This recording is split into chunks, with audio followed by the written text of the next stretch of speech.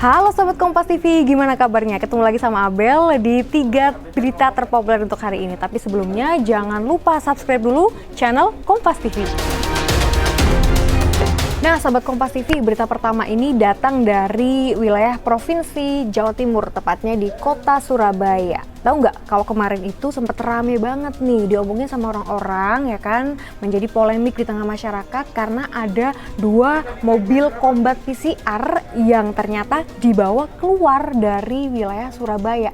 Seharusnya mobil ini nih ada di sejumlah titik kota Surabaya, dan ini yang membuat Wali Kota Surabaya Tri Risma hari ini marah besar.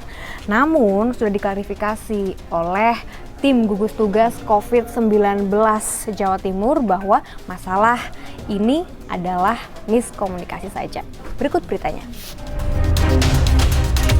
Terkait polemik dengan Pemkot Surabaya tentang 2 mobil bantuan dari BNPB untuk uji swab PCR keliling, dalam klarifikasinya, Ketua Tim Kuratif Gugus Tugas COVID-19 Jawa Timur, Joni Wahyu Hadi, menyatakan bahwa polemik ini adanya miskomunikasi dengan Pemkot Surabaya. Dirinya menyatakan bahwa sebelumnya telah berkoordinasi dengan pihak Dinas Kesehatan Kota Surabaya. Pihaknya mendapat laporan bahwa belum ada agenda pengujian saat itu, sehingga mobil pun dibawa keluar kota Surabaya. Untuk mengakhiri polemik tersebut, 2 mobil kombat uji swab PCR keliling ini pun dibawa kembali ke kota Surabaya. Sehingga kita kirimkan ke Sidoarjo mobilnya, seharian di sana. Terus hari kedua itu sudah ada 2 mobil kita standby-kan di rumah sakit darurat.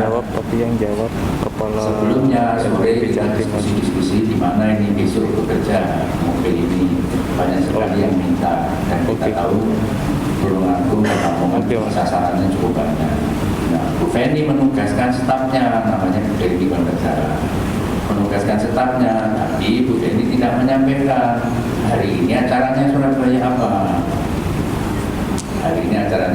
apa. Sehingga mobil kita kirim ke Lamongan dan Tulungagung.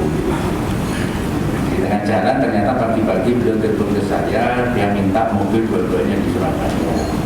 Padahal di Lamongan dan Tulungagung kan sudah siap mereka. Nah, saya sudah bilang besok saja Bu, karena ini sudah janjian dengan Tulungagung dan Lamongan.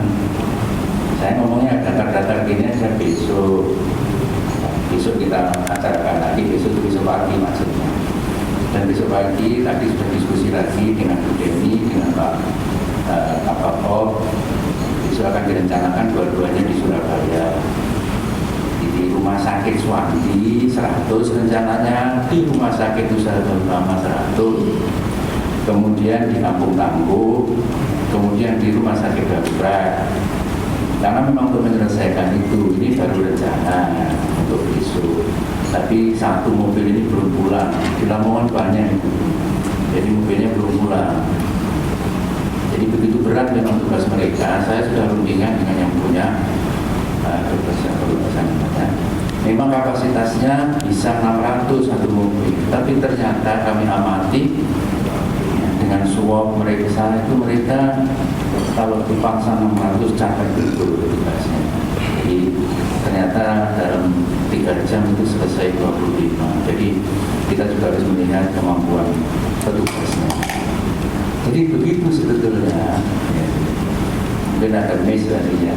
Jadi enak-enakan saja kita bekerja bagaimana menjalankan pekerjaan ini supaya pasien-pasien yang masih belum terkontrol itu segera terkontrol, segera isolasi. Saya kira itu. Nah, Sobat Kompas TV, berita kedua ini datang dari negeri Paman Sam, Amerika Serikat. Nah, ada unjuk rasa besar-besaran yang dilakukan oleh warga negara-negara bagian di Amerika Serikat. Mereka menuntut untuk diusut tuntas kasus kematian George Floyd. Nah, George Floyd sendiri ini dia meninggal saat ditangkap polisi. Berikut beritanya. Unjuk rasa terjadi di sejumlah wilayah di Amerika Serikat saat pandemi corona. Para pengunjuk rasa memprotes kematian warga bernama George Floyd yang diduga terbunuh saat ditangkap dan lehernya ditekan dengan lutut oleh polisi. Warga turun ke jalan kota New York dan berbagai kota besar lainnya dan meminta pengusutan tuntas kasus kematian George Floyd. Beberapa demonstran di beberapa negara bagian memicu kerusuhan seperti membakar mobil polisi dan melakukan vandalisme. Bahkan Garda Nasional Minnesota pun diaktifkan untuk memulihkan keadaan. Berita ketiga kita update dulu nih data COVID-19 yang ada di Indonesia. Nah, untuk hari ini ada penambahan kasus 557 kasus sehingga jumlah semuanya menjadi 25.773. Banyak ya. Dan ini dalam perawatan ada 17.000 lebih, yang dinyatakan sembuh ada 7.015 dan yang dinyatakan meninggal ada 1.573.